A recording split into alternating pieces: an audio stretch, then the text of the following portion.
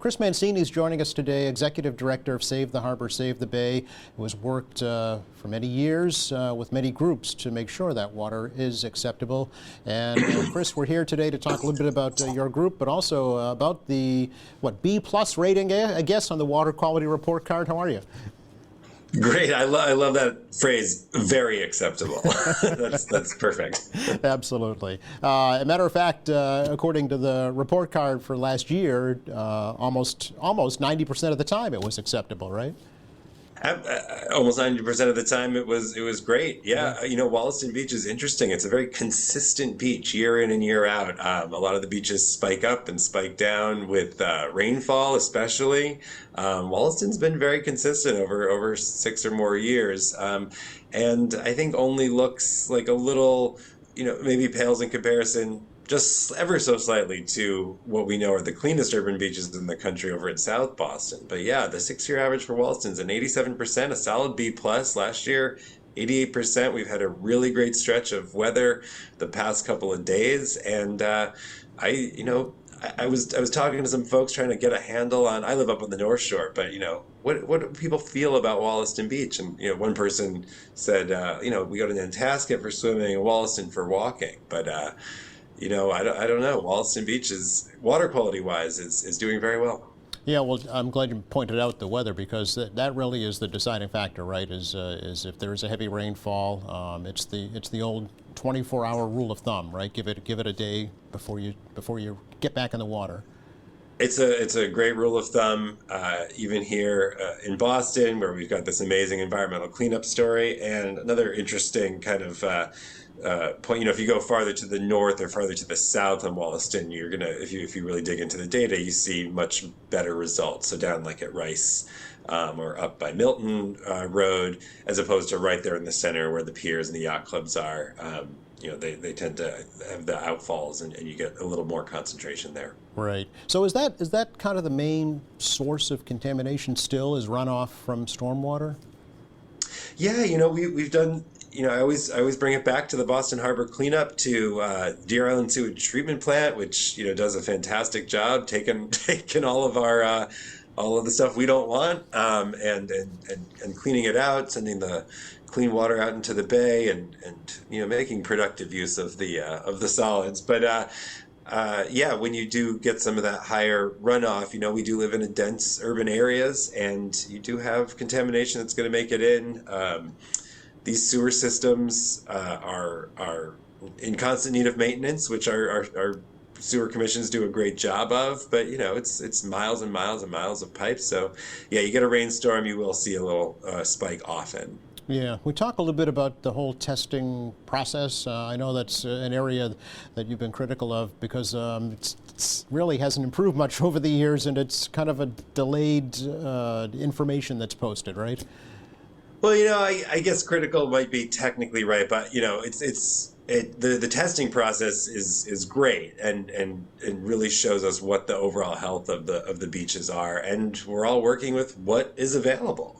Until someone, I've just been given a real tease of a bit of information from somebody saying they know about a rapid test for Enterococcus or E. coli, and we're going to start looking into that. Does this exist and someone's keeping it a secret? Is it just wildly expensive? But yeah, the tests that we've been using since I was in 9th grade and probably before are 24-hour tests. You got to drop the little droplets of water on the agar, then you got to count the bacterial colonies that grow up. Same thing anybody did in AP Bio or 9th grade Bio, and you got to let them grow. So it doesn't so much help us with, can I swim today? Right. Which is why we use the 24-hour rule. And again, you can look at the historic data, and the Department of Public Health has a terrific new, as of last year, interactive website. You can go to it, I just searched DPH Beach Interactive. It's a pretty long mass.gov site, but you go there, you click Quincy, you can pick your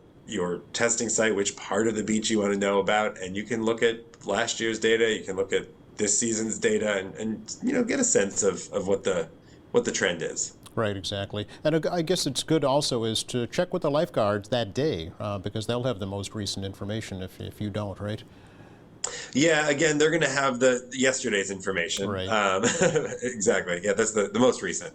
Yeah, there is that delay, unfortunately. So if you hear about that rapid test, give me a call because we want to. Gosh, you know what? I'll be down there doing it myself if I find. I'm going to be so excited. And to be fair, the city health department uses the same process for the city beaches. So Exactly. there is no other way. Yeah.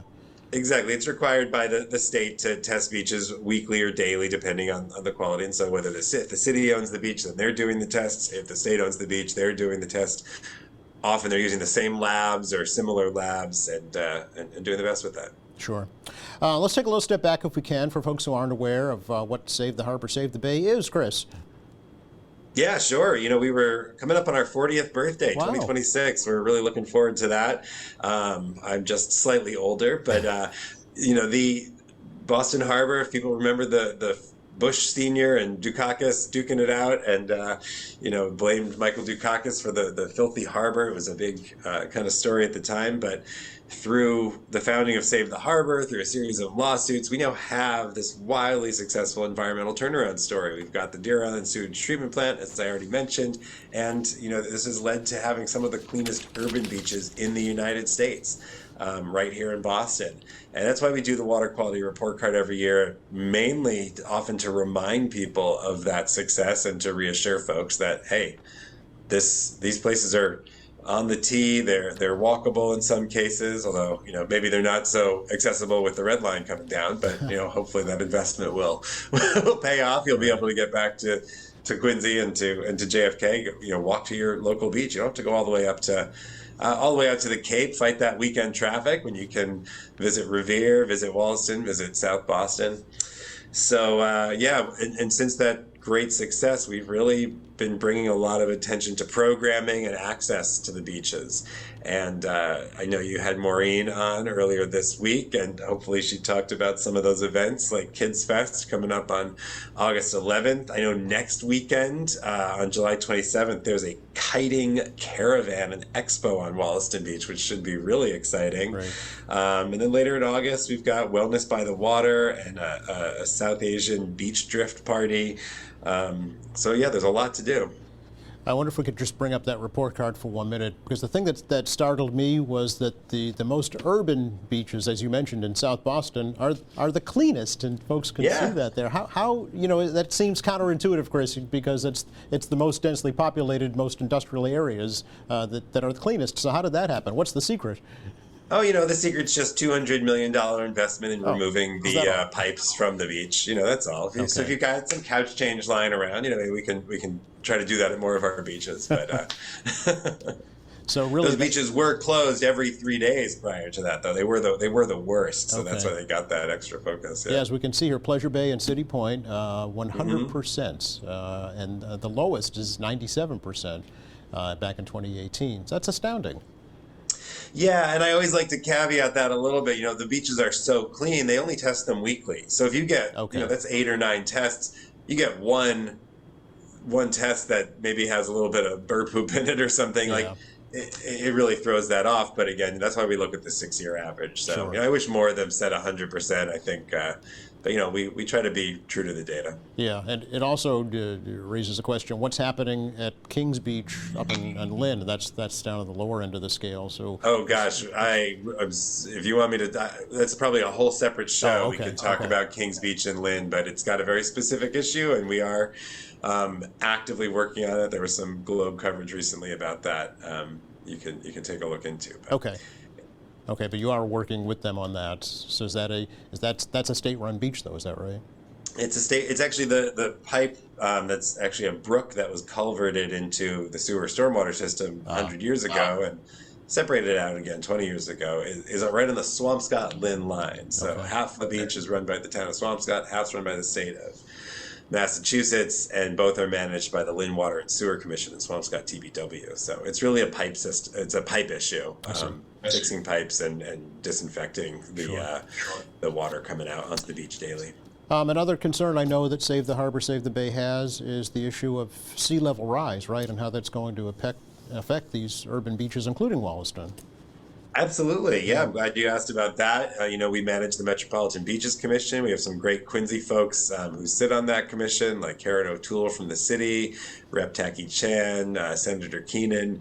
And we have turned our attention to looking at climate adaptations, like a lot of folks have, but really specifically about how the beaches, our recreational beaches, are going to be affected by this, right? We've spent $5 billion cleaning up the harbor. We've spent hundreds of millions of more taking care of these properties. These are economic drivers. They're recreational resources, mental and physical health, and we love them. We haven't gone to a single town yet that said, oh, forget about the beach. And that's what we're doing. We're coming to Quincy for an in-person workshop on August 5th at the Wollaston Yacht Club, 6 to 8 p.m. And we hope everybody who has any interest in this, whether you want to come learn about some of the tools and strategies for addressing the erosion and sea level rise on our beaches, or if you have specific stories to tell about your specific interaction, we're coming to learn from the community because we know Quincy is going to have a different impact and a different path forward than Nantasket or Lynn or Revere.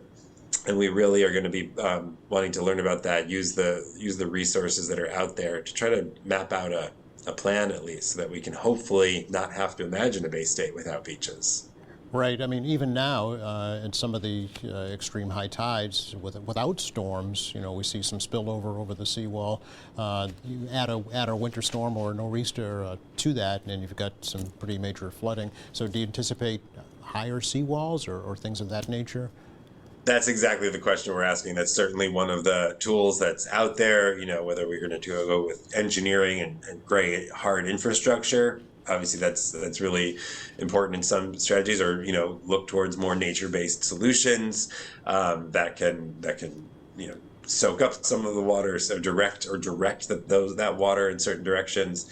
We're trying to come in without a lot of preconceived notions, really trying to, again, hear from the community first off. We'll then be coming back around with a lot more clear guidance, and we'll be following up with some remote workshops as well for folks who aren't able to make it down in person. Okay, so again, that's August 5th, 6 to August 5th, Wollaston Yacht Club, and then later in August we'll have some Zoom stuff. Okay, very good. And that's open to anybody, Chris?